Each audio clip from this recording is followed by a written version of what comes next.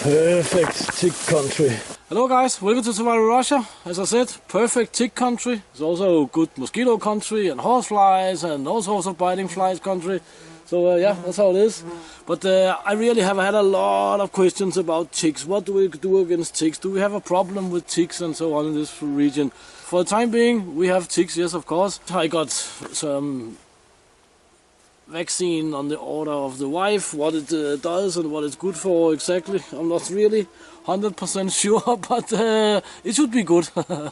It's difficult to really protect yourself 100% against ticks, but there are some things you can do. First of all, what we normally do is we take some DEET or mosquito spray and we spray our hunting trousers or whatnot with them and wash them as little as possible. That should help to some extent. Anyway, that's what we do, one of the things. Because it's extremely wet today, I'm wearing rain trousers. I'm wearing the rain trousers outside the rubber boot here, and on the inside of the trousers I have another long pair of trousers that goes inside the boot. That means, if a tick crawls up from here, it will crawl up on the inside of these trousers here, right? Ticks will not crawl down. That's one good thing to understand. Ticks will not crawl down, they will crawl up. The second thing I've done is that I have my smog here, I have stuffed into the trousers, so if they come here, they will hopefully crawl further up. And here's actually a smart thing you can do for yourself. If you have noticed the smog here also on the back, I have folded it out like this here. Right? You can see. Well, I basically just taking the smog and folding it like this, pulling it a little bit out of the trousers and folding it over.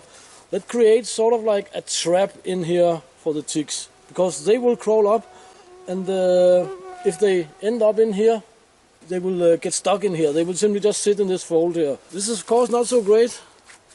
With the hens, it means that they will most likely crawl up here someplace. But in Russia, we have a lot of different anti-tick suits, actually. I never seen in the West before. Really weird, but they have special inner sleeves that goes out on the hands that sits really tight. So you will have your hands in your gloves like this or something like this, or maybe you will not be wearing gloves. But anyway, they will crawl up and get caught in a little bit of a fold like this. Then further up the jacket will have a fold. Here also a tick trap, a lavushka, all the way around the sleeve. And they will have some traps up here also. And they will of course have a trap here. I will put in some footage here from how the trousers work, because I have some at home. Almost all Russian army trousers and so on are constructed like this, so they are double sleeved in the bottom. Here we have a pair of the aforementioned trousers. There are many variants of these, but as you can see, we have the ordinary outer trouser leg here. On the inside we have this little funky guy. These elastic bands, I don't use them, but they're still there. The cordage here, you do not necessarily have to tie them around your ankles, but you can. So this leaves you with the option of course, stuffing this thing here down the boot and wearing the trouser leg out on the outside of the boot as normal. The ticks will be caught up here, if any. They will not start and crawl down and up again. Anyway, these anti-tick suits, they work pretty well, but you will of course, if you're out camping for a few days, preferably with a buddy or two or something, you have to check each other every evening and so on. And the awesome thing you can do is that you can of course fold up this tick trap here and see,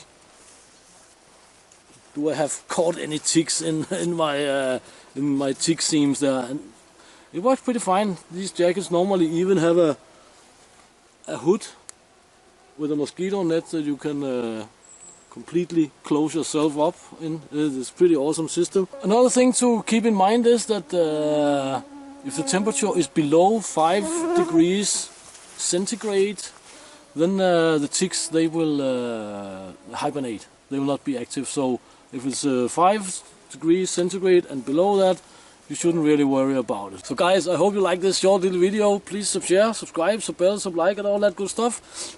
Check the links in the description. And until next time, get out and train, get it done, do something awesome, and see you next time here in tick and mosquito infested Russia, guys. Thank you for your time and help, support and everything. Awesome. I have sometimes spoken about rain gear and Gore-tex, the wonders of Gore-tex and rain gear and so on, and as said before, rain gear works when you are static, when you're not doing anything. I mean, I've been wearing these Gore-tex trousers. This is Jack Wolfskin Gore-tex trousers. They're quite good.